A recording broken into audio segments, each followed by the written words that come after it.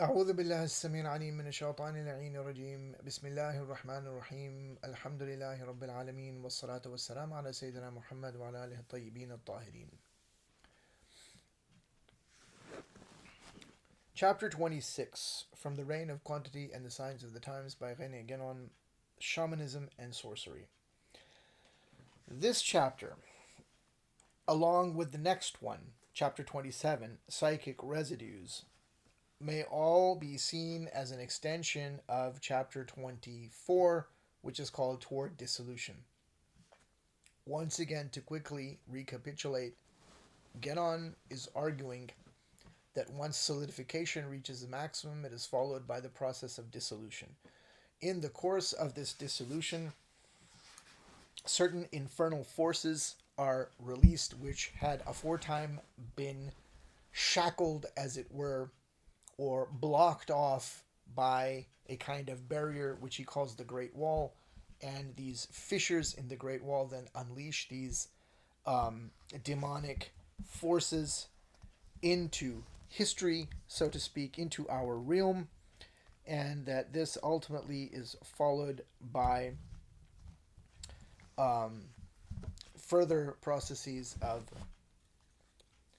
subversion and degeneration. So in chapter 26, Shamanism and Sorcery, he is looking at an aspect of this dissolution. He says, this is page 177, the present period corresponds to the final phases of a cyclical manifestation. As I said in previous lectures, he was convinced that solidification had reached its maximal point and we were moving toward dissolution. And he says, and for that reason must exhaust its most inferior possibilities. Aha, so once we're in the phase of dissolution, the most inferior possibilities have to be realized. That is why the period can be said to be using up everything that had been set aside in earlier periods. That and nothing else is truly characteristic of the modern experimental and quantitative sciences in particular, together with their industrial applications.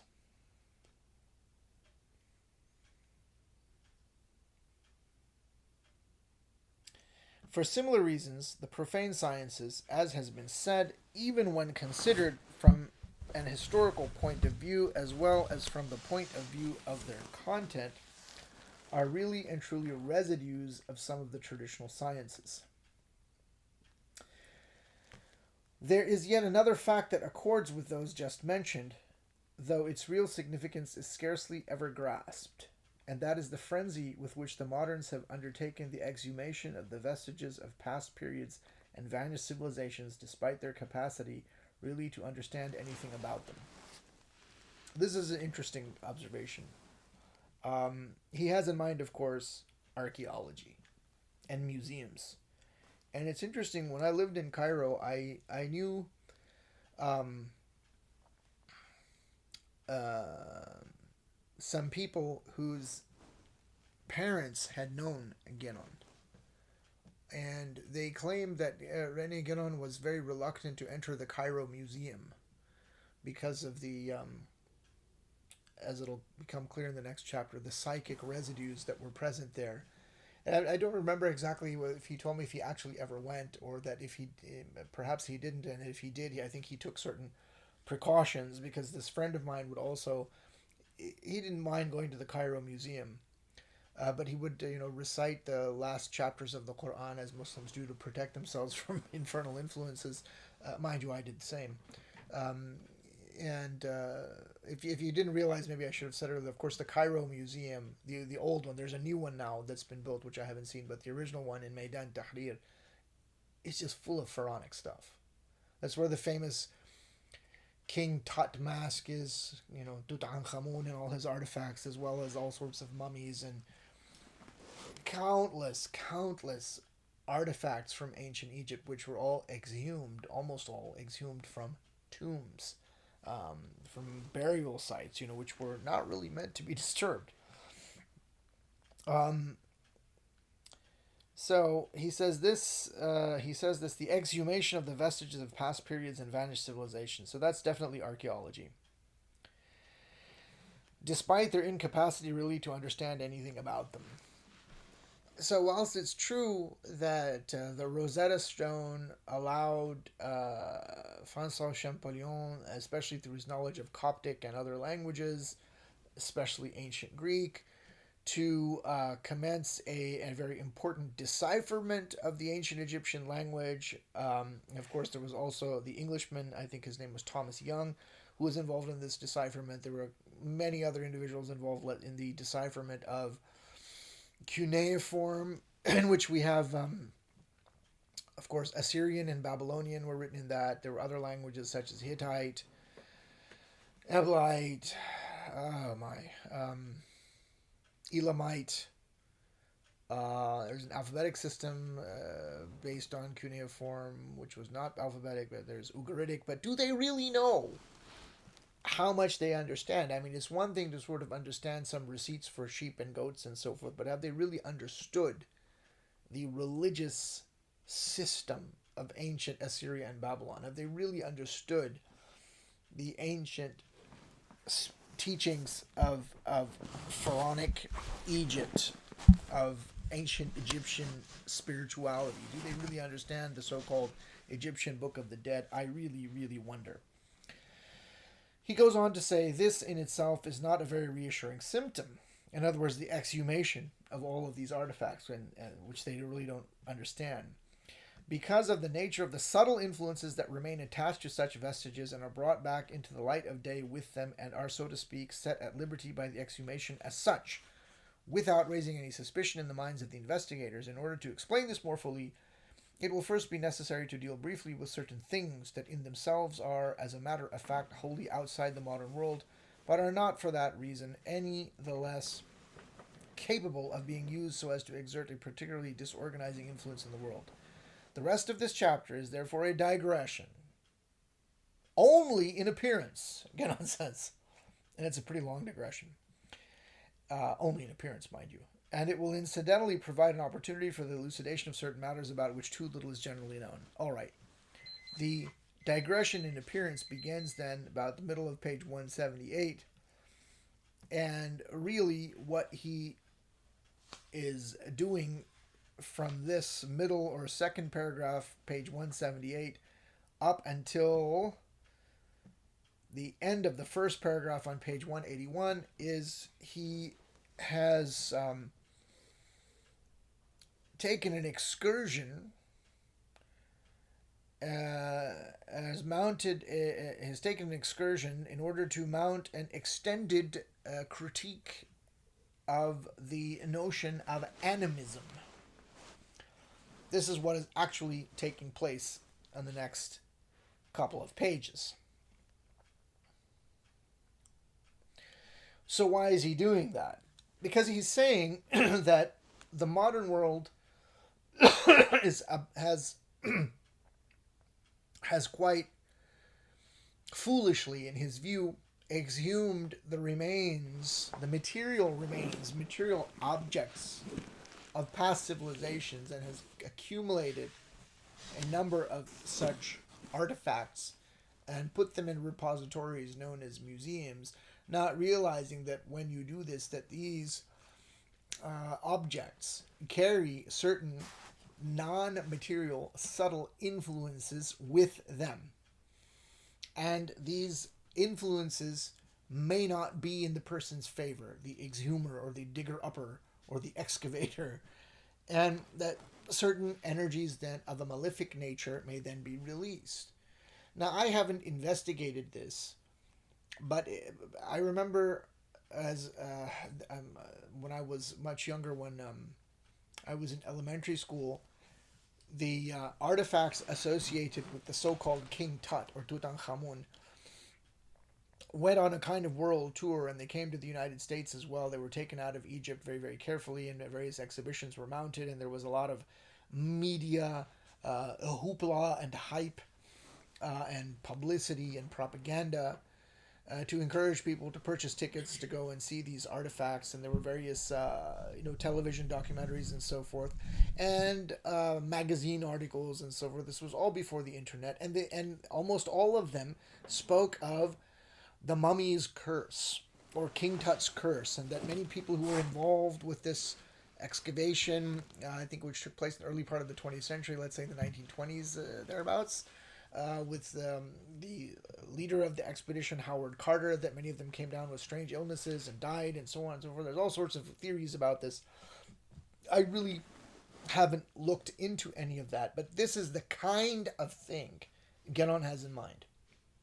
That malefic energies and forces can be unleashed, which will harm individuals who come in contact or close proximity, as in a museum exhibition, to said objects. Now, there is a notion in religious studies, and of course, the modern world doesn't believe in any of this. And even when people started apparently dying who were involved with the King Tut excavations, they would say, well, this was all just a coincidence. This is all just superstition. So Genon is arguing against this. So there is an idea in religious studies that objects and artifacts, but also natural objects in nature, such as naturally occurring objects, such as trees or streams or stones, have a certain or are invested with certain powers by primitive religions. And this is called animism, from the Latin word anima, which means soul. That some stick or soul or twig or tree or stream or cave or grotto or cavern has some sort of a spiritual power or energy associated with it. So this is the term that materialist historians of religion, anthropologists, comparativists have come up with, and they still teach it. They still teach this concept in religious studies to this day. So he is saying that this is not true, this is not fake, this is real. That such things do have a certain energy or convey certain subtle spiritual influences. So he says that in the first place, yet one more confusion and error of interpretation arising from the modern mentality must be dissipated, and that is the idea that there exist things that are purely material. This is the second paragraph on page 178. This conception belongs exclusively to the modern mentality, and when it is disencumbered from all the secondary complications added to it by the special theories of the physicists, it amounts to no more than the idea that there exist beings and things that are solely corporeal, and that their existence and their constitution involve no element that is not corporeal.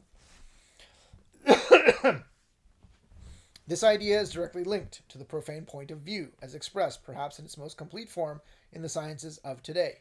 For these sciences are characterized by the absence of any attachment to principles of a superior order, and thus the things taken as the objects of their study must themselves be thought of as being without any such attachment.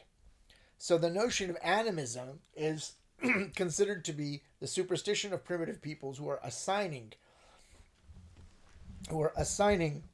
a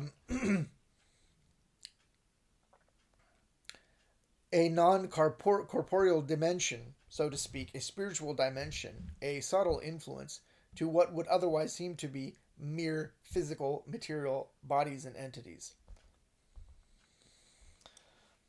So Genon sees this modern superstition. He turns it around the other way. He says this is actually a modern superstition.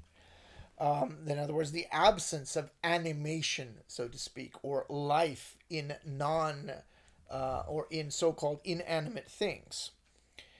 And that the imputation of superstition to so-called primitive peoples is in fact completely wrong. And so he's very much against this idea of these people being primitive or being savages and lower on the line or on the ladder, so to speak, of evolution. And so he builds all of that up, and then on page 179 at the top of the page, he says, this is what has happened in the particular case of the ethnologists' theories about what they have agreed to call animism. Strictly speaking, this word might well possess an unobjectionable meaning. but only on condition that it were understood quite otherwise than they understand it. In other words, they impute a superstition to such a notion, and that no meaning which is not justifiable etymologically were admitted. Right. The truth is, according to Genon, that the corporeal world cannot be regarded as being a whole sufficient to itself, nor as being isolated from the totality of universal manifestation. On the contrary, whatever the present state of things may look like as a result of solidification, the corporeal world proceeds entirely from the subtle order, in which it can be said to have its immediate principle. And though that order, as intermediary, it is attached successively to formless manifestation and finally to the non-manifested. If that were not so, its existence could be nothing but a pure illusion, a sort of phantasmagoria, behind which there would be nothing at all, which amounts to saying that it would not really exist in any way. This is a very important point. He is saying that there is no such thing as a merely corporeal object.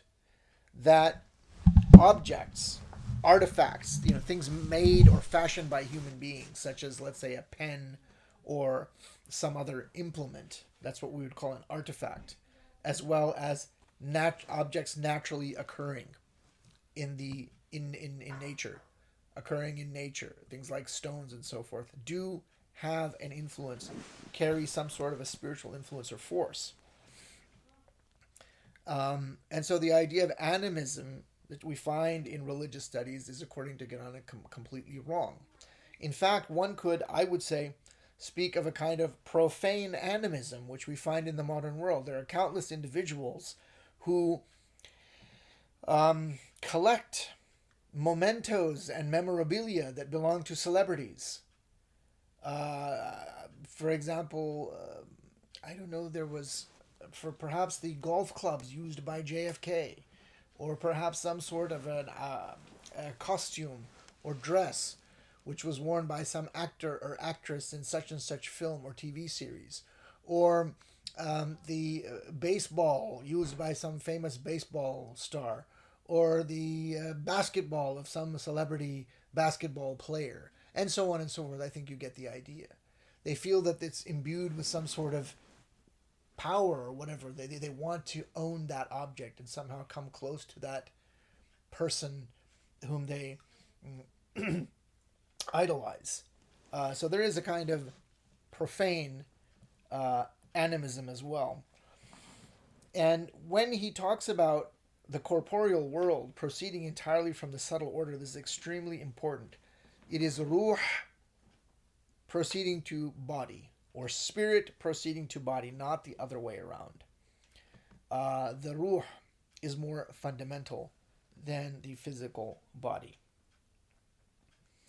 So it follows, therefore, Genon says much further down near the bottom of page 179, that there can in fact be no inanimate objects in existence, and also that life is one of the conditions to which all corporeal existence without exception is subject. It says in the Quran, in more than one place, سَبَّحَ لِلَّهِ مَا فِي السَّمَاوَاتِ وَالْأَرْضِ.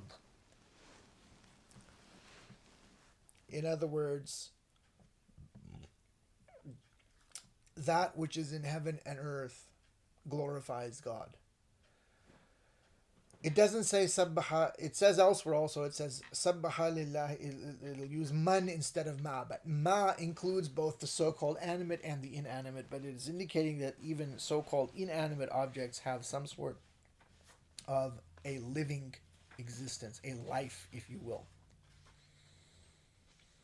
And it is only in that sense that we can speak of animism without objection, as Genon says on page 180, paragraph 2. Further down in the same paragraph, about the middle of page 180, he says, this conception is necessarily common to all the traditional doctrines. It can therefore be said to be normal, whereas the opposite idea, that of inanimate things, of which one of the most extreme expressions is found in the Cartesian theory of animal machines, represents a real anomaly, but then so do all specifically modern and profane ideas.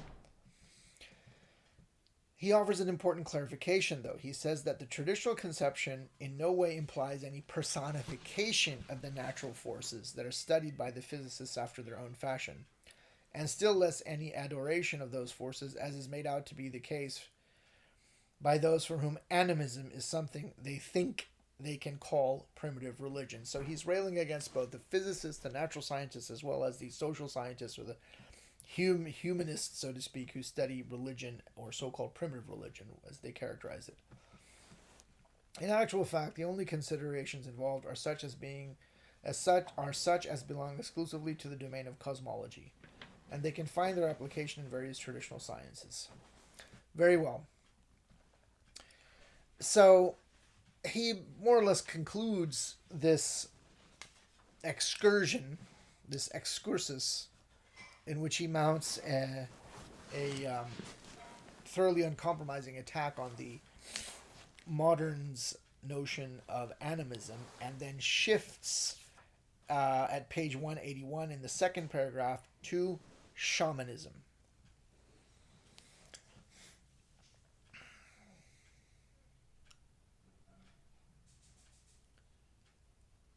Okay. A very clear example of this sort of thing can be found in a case such as that of shamanism, which is generally regarded as one of the typical forms of animism. So here we get into a very difficult area. It's not really clear, according to Ganon, what the derivation, where the word shamanism comes from. I don't know if there's been further research done on this. I have not investigated shamanism in detail. If you are interested, there is the classic work on the subject is by Mircea Eliade, simply called Shamanism. And shamanism really refers to a range of doctrines, rituals, and practices chiefly associated with Central Asian Mongolian peoples, as he says, of Siberia. But across Central Asia, you will find among the Manchus, for example, you will find among certain Turkic tribes as well as not just Mongols. Some people even include the practices of American Indians of the plains, of the American plains, also as being shamanistic. Whatever the case may be, he says many people.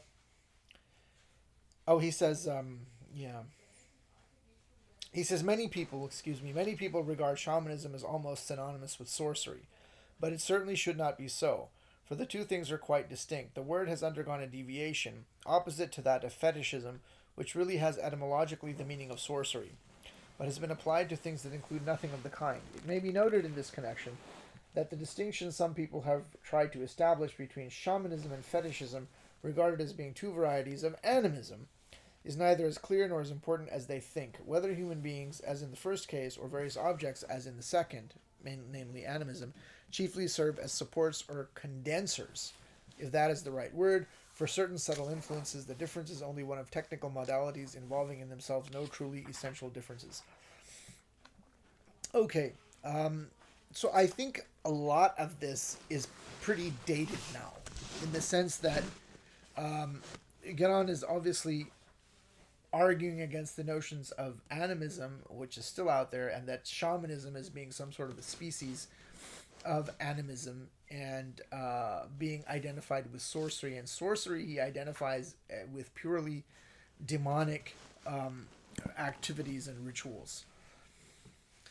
So he is of the view that shamanism really should not be seen in this way, and that there is a highly developed cosmology. It is in no way a kind of so-called primitive notion of religion, which he is against completely anyway. There's a highly developed cosmology and rituals that are involved. So he says on page 182, shamanism will also be found to include rites comparable to some that belong to traditions of the highest order, which for him was ancient India. Some of them, for example, recall in a striking way the Vedic rites, and particularly those that are most clearly derived from the primordial traditions, such as those in which the symbols of the tree and of the swan predominate. There can therefore be no doubt that shamanism is derived from some form that was, at least originally, a regular and normal traditional form. Moreover, it has retained up to the present day a certain transmission of the powers necessary for the exercise of the function of the shaman. Some people pronounce it shaman. But as soon as it becomes clear that the shaman directs his activity particularly toward the most inferior traditional sciences such as magic and divination, a very real degeneration must be suspected, such as may sometimes amount to a real deviation, as can happen all too easily to such sciences whenever they become overdeveloped. So even though Genon is defending shamanism, he sees it nevertheless as a rather degenerated religious form. This is his view. I really do not know enough about shamanism to adjudicate, so to speak, on this debate. Suffice it to say that this is just an extension of the idea of dissolution in the context of exhumation of objects from ancient civilizations and a refutation of the idea of animism, which is why he gets into shamanism, because it was seen as a kind of animism at that time. Now, it would appear to be the case, however, and this is there in the subtitle of the Iliada book, which I think is Ancient Techniques of Ecstasy or something like this. I have seen a documentary on shamanism as it exists in Mongolia. I saw it up to in present day Mongolia. I have spoken to people who've been to Mongolia. Of course, this isn't really accurate, but there was a Turkish TV series that extends over many episodes over 3 or 4 seasons, called in Turkish Dirilish Ertuğrul, or Resurrection Ertuğrul, or it became a big phenomenon in the Muslim world, and it was dubbed into Urdu and so forth. And it's very fictionalized. It's not historical anyway. It's an account of the founder of the Ottoman dynasty, Ertuğrul or Ertuğrul Bey. And anyhow, in the course of the series, especially in season 2, they encounter the Mongols. Now, the Turks and the Mongols are different peoples, but they lived very close together. So much so that their languages became somewhat mixed, and there's all sorts of Mongolian loanwords and so forth in Turkic languages. At any rate, and there's a similarity in lifestyle and religious beliefs, it would seem. So they show a lot of Mongolian supposedly shamanic rituals in this film. So I don't know how accurate or true any of this is, but there is a notion in shamanism, which I do know to be the fact, of a certain kind of trance state or possession which takes place by subtle forces, maybe jinn.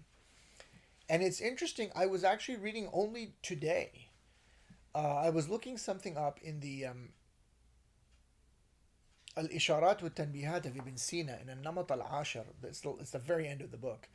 And he's talking about, let's say, just unusual phenomenon, maybe psychic phenomenon, we could say. And he mentions the actions of what he calls, the shamans of the Turks and how they undergo various trances and so forth. So, this kind of spiritual or religious practice or ritual, Genon sees as a kind of inferior one. And when it goes when it becomes more and more profanized or deteriorates, it devolves, so to speak, into sorcery because of malefic psychic influences coming into play.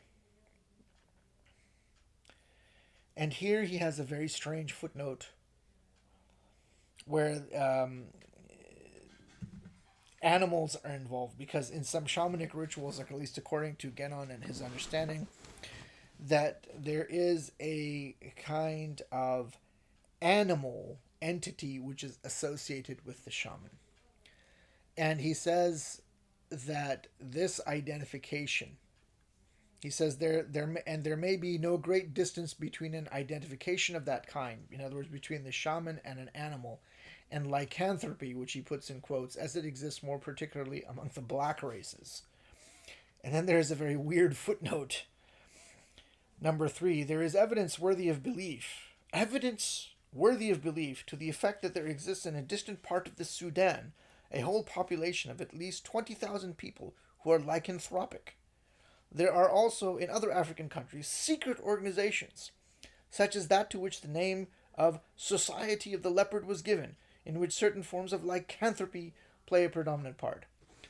Lycanthropy refers to the phenomenon, supposedly, of werewolfism, a kind of possession by the spirit of a wolf or the taking on of wolf-like behaviors. I cannot confirm or deny any of what he has said here about there being African peoples who engage in lycanthropy, and what he says in the footnote is extremely weird. I really don't know about the truth or otherwise of these claims, and I think that Genon is just going on with this whole shamanism thing a little bit too far. But anyway, this is the book. So now he gets a little bit back to the point. He says, but there is something else as well, and something more directly connected with our subject from among the psychic influences with which they deal. The shamans quite naturally distinguish two kinds, one benefic and the other malefic.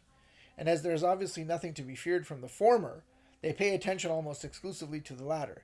Such, at any rate, appears most often to be the case, though it may be that shamanism includes various forms that might show differences in that respect.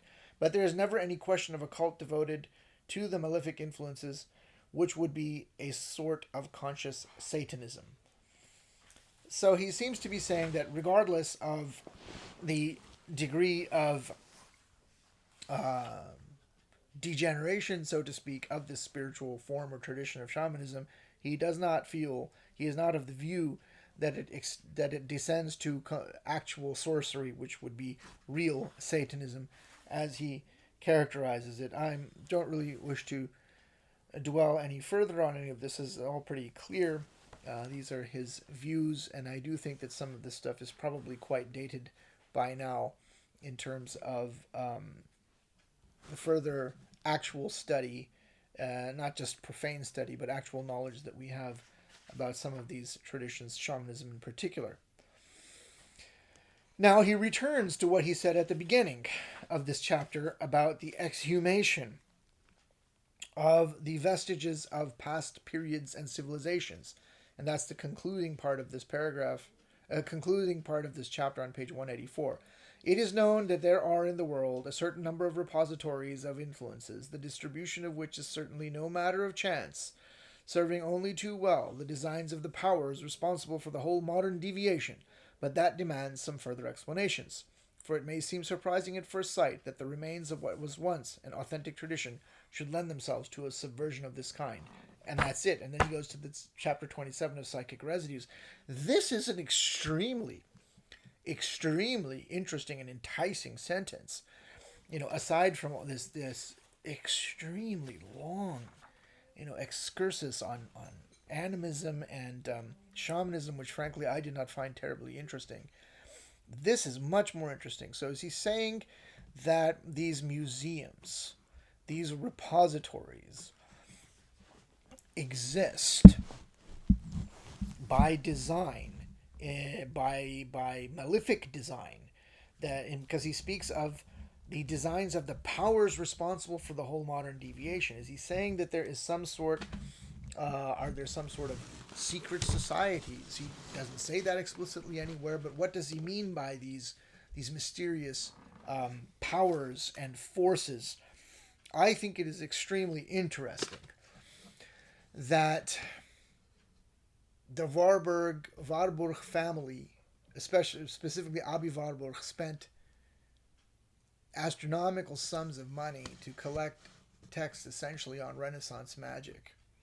And they sponsored the research of D.P. Walker. They sponsored the research of Dame Frances Yates. So that's Frances with an E, so that's a lady. Dame being the female, the title conferred on females. They don't, by the queen or the king, as the case may be, it would be Sir.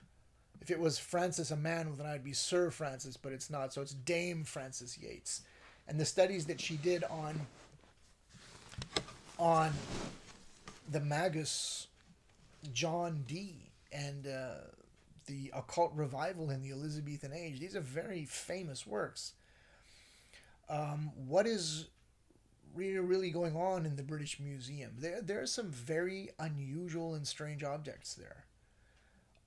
I cannot help but wonder where they was the impetus behind the collection of these objects and their transportation from points all scattered all over the earth, and their transportation at great expense to London, the heart of the British Empire, and keeping them in these places. What is going on there? Are there people who are consciously trying to harness, as it were, these subtle, particular malefic influences by collecting these kinds of sacred objects that are charged with this kind of energy? I don't know. I don't know for sure. But it would seem that Engenon is implying or alluding or insinuating that something like this is indeed afoot. Whatever the case may be, the nature of these psychic residues, as he calls them, are dealt with at length in the next chapter, chapter 27, and I will see you there in the next lecture. Thank you.